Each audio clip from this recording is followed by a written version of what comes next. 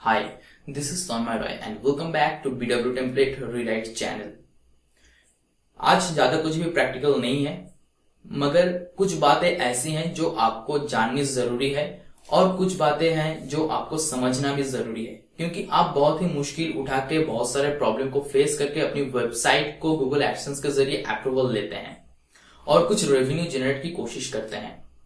पर Google AdSense में कुछ एरर ऐसे आते हैं जिसके मदद से या फिर जिसके जरिए आपकी वेबसाइट में एड शो होना ही बंद हो जाएगा और आप कुछ भी रेवेन्यू जनरेट कर नहीं पाएंगे।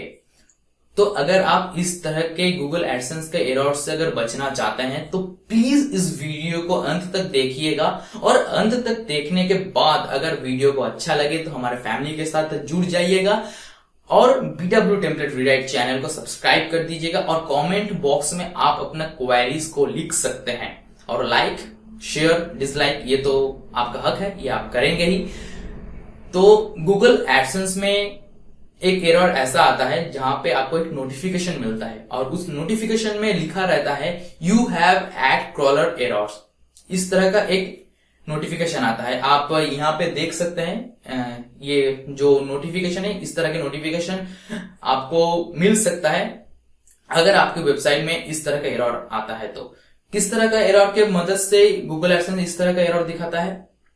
अगर आपकी वेबसाइट में 404 का कोई भी पेज है, देखिए पहले हम बता दें कि गूगल का जो क्रॉलर है वो क्या क्या है। एक स्मार्टफोन क्रॉलर है, एक जो कि मोबाइल डिवाइस में अगर आप अपने वेबसाइट चला रहे हैं तो उसको क्रॉल करता है, मतलब वो जो AMP वर्जन का जो थीम आता है, जो AMP वर्जन अगर आपके वेबसाइट में है तो उसको क्रॉल करता है, ठीक है। और गूगल ब्रूट क्रॉलर ये है आपकी वेबसाइट को पूरा क्रॉल करता है, वो स्मार्टफोन में हो या फिर डेस्कटॉप वर्जन में हो, सब आपकी पूरी वेबसाइट को क्रॉल करता है। और एक है image crawler, image boot crawler Google का, जो कि आपकी वेबसाइट में जो भी इमेजेस है उसको क्रॉल करता है। और एक क्रॉलर है जिसका नाम है Google ad crawler. Google ad crawler क्या करता है? आपकी वेबसाइट के एड्स को क्रॉल करता है। वो देखता है कि आपकी वेबसाइट में कहां कहां पे एड शो हो रही है या फिर कहां कहां पे एड दिखेगा। ये गूगल एडसेंस का जो एड क्रॉलर है ये शो करता है। और ये गूगल का जो एड क्रॉलर है ये रिलेटेड है गूगल एडसेंस के जरिए। गूगल एडसेंस के जरिए ये एड क्रॉलर रिलेटेड है। तो अगर गूगल एडसेंस को इस एड क्रॉलर के मदद से आपकी वेबसाइट में कोई भी एरर दिखे तो गूगल एडसेंस आपकी वेबसाइट में कुछ पर्सन में कुछ जगह में आपकी वेबसाइट में एड दिखाना बंद कर देगा। जैसे कि गूगल एडसेंस का ये जो एरर है ये बेसिकली आता है अगर आपकी वेबसाइट में कोई भी 404 का एरर आए। मैं आपको कुछ पिक्चर्स के मदद से ये आपको समझा दूंगा, क्योंकि मेरे पास इसका जो प्रूफ है ये पूरा प्रूफ है नहीं हमारे पास, क्योंकि अभी तक कोई भी जो एरर्स है वो आया नहीं है।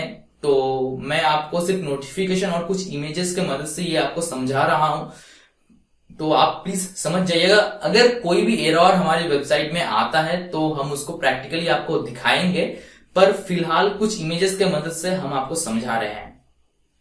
तो गूगल क्रॉलर क्या है ये तो आपने समझ लिया कि Google AdSense Google ad crawler के मदद से आपकी वेबसाइट को क्रॉल करता है और आपकी वेबसाइट में कहां कहां पे एड शो हो रही है या फिर कहां कहां पे एड शो कराना है ये गूगल एडसेंस इस एड क्रॉलर के मदद से तय करता है। पर ये एड क्रॉलर अगर आपकी वेबसाइट में कोई भी एरर मिल जाए इसको, तो गूगल एडसेंस क्या करेगा, उस पर्टिकुलर जगह में, उस पर्टिकुलर URL में आपकी वेबसाइट की एडवर्टाइज शो होना बंद कर देगा।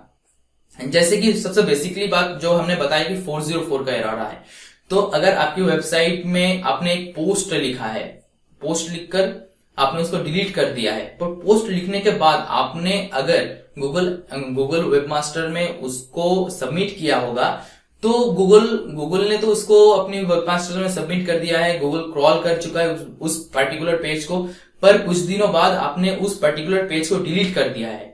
पर गूगल के जो ध्यान है, गूगल का जो क्रॉलर है उसको तो पता है कि इस वेबसाइट में ये इसका एक पेज है, ये गूगल स्मार्टफोन क्रॉल किया है, ये गूगल बूट जो है वो भी क्रॉल किया है, गूगल इमेजेस है वो भी क्रॉल किया है, ठीक है। पर अगर गूगल का जो एड क्रॉलर है उसको अगर दिखाई दे कि भाई ये पेज इस दुनिया में एग्जिस्ट ही नहीं करता है, तो गूगल क्या करेगा, गूगल अपने एड क्रॉलर के मदद से उस पेज को ढूंढ के गूगल एडसेंस को बताएगा कि भाई इस तरह का कि इस यूआरएल की कोई भी पेजेस नहीं है, तुम इस पेजेस में अपनी जो एडसेंस ऐड है वो मत शो कराना। ये आपको समझ लेनी चाहिए। इसका मतलब ये है कि अगर आपके वेबसाइट में कोई भी 404 का एरर का पेज है तो आपको उसको रिडायरेक्ट करना है, रिडायरेक्ट करना है। कुछ कोई दूसरे यूआरएल पे रिडायरेक्ट कर दीजिए या फिर अपनी वेबसाइट की जो होम पेज है उसके ऊपर रिडायरेक्ट कर दीजिए, पर रिडायरेक्ट आपको करना ही है। तो ये दिक्कत सबसे ज्यादा उन बंदे को आती है जो बंदे ब्लॉगर से वर्डप्रेस में आते हैं या फिर वर्डप्रेस में फिर ब्लॉगर में ट्रांसफर होते हैं। उन लोगों के लिए ये समस्या होती है, क्योंकि ब्लॉगर में आपके पास एक यूआरएल होता है जहां पे आपको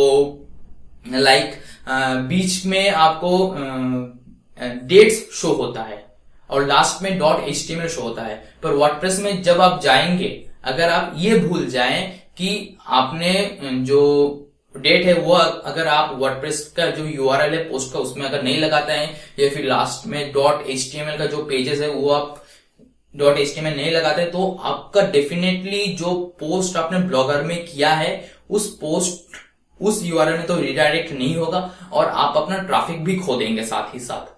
और एक दिक्कत आता यह है कि ब्लॉगर में जब आप अपना वेबसाइट बनाते हैं और पोस्ट भी लिखते हैं, तो जब आप उस वेबसाइट को मोबाइल में खोलते हैं तो आपने देखा होगा कि m=1 क्वेश्चन मार्क करके एक लास्ट में एक यूआरएल आता है, एक कोड आता है जो कि बताता है कि ये मोबाइल वर्जन में चल रहा है।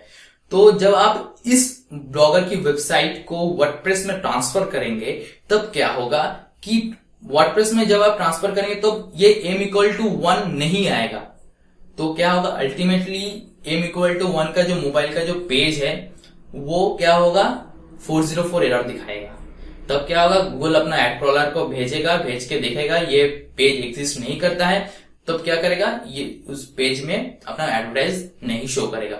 और धीरे धीरे अगर आपका जो एडवर्टाइज जो इस पेज 404 एरर का जो पेज है अगर वो बढ़ता जाए ना तो आपको दिक्कत आ जाएगा। इसलिए मैं कहता हूं हर वक्त अगर आप अपने कोई भी पेजेस को डिलीट करते हैं, कोई भी पोस्ट को डिलीट करते हैं, तो आप उसको रिडायरेक्ट कर दीजिए या फिर गूगल का जो क्रॉलर है, वेबमास्टर टूल्स में जो क्रॉलर है उससे आप उस यूआरएल को पूरा के पूरे हटा दीजिए।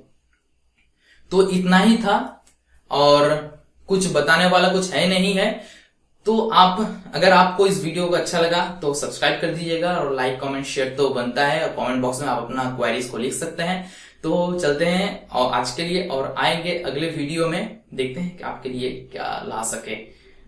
तो टाटा।